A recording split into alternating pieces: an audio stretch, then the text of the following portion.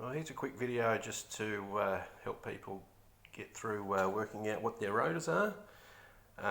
Lots of misinformation on the internet. There is easy ways to work that out and there's hard ways to work it out.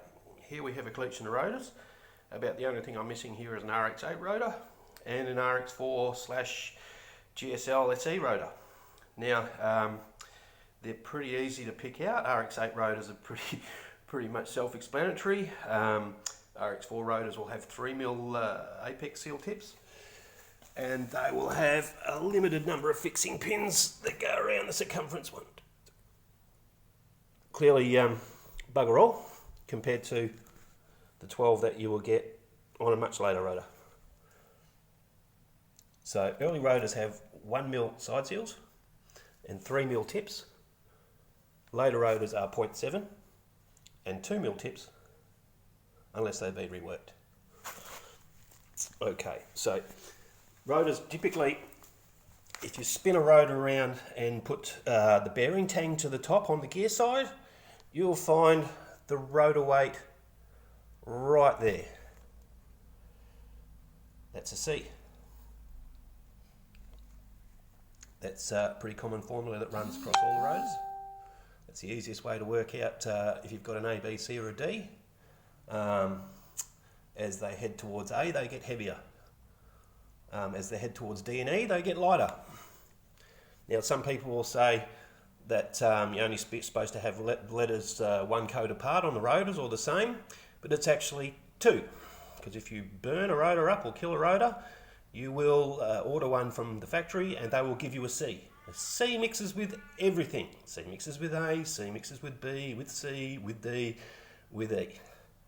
So that's the correct interpretation of how you're supposed to match the rotors as pairs.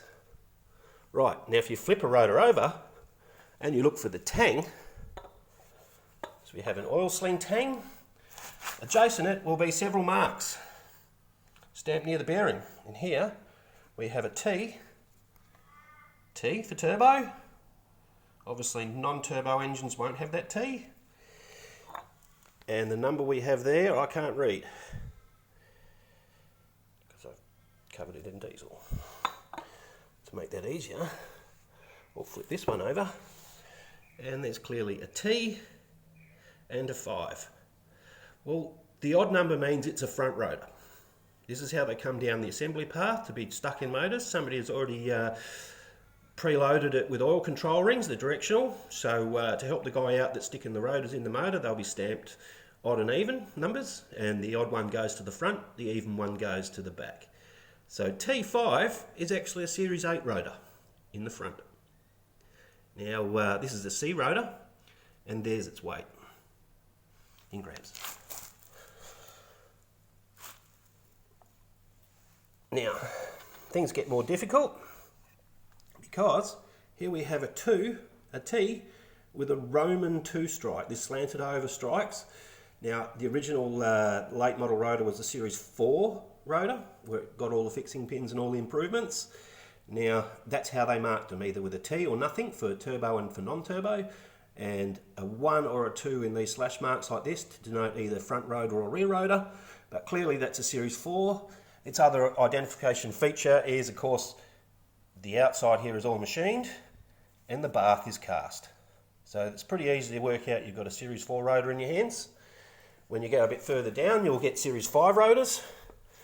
And again, they'll be marked with a T. Oh, that's a Series 4 rotor, T1. T and 3, that's a Series 6 rotor.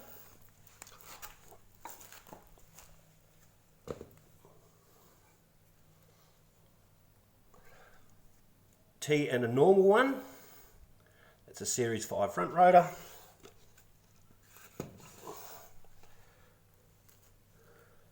T and a 3, another Series 6 rotor.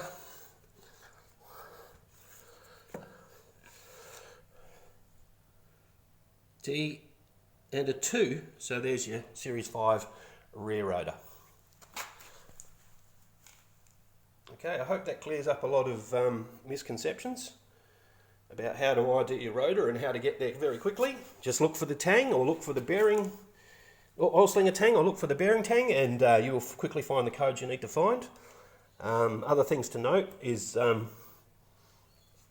Series 6 rotors are actually different weights to Series 8 rotors, despite what you will read, because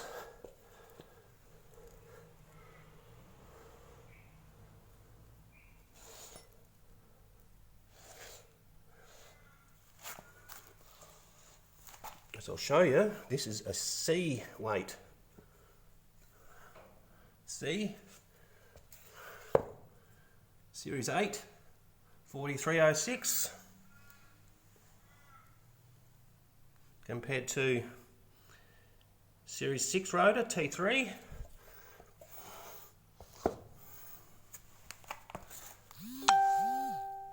also a C, 50 grams difference. Both C rotors, both FD rotors, but clearly Series 8 hasn't taken another weight reduction.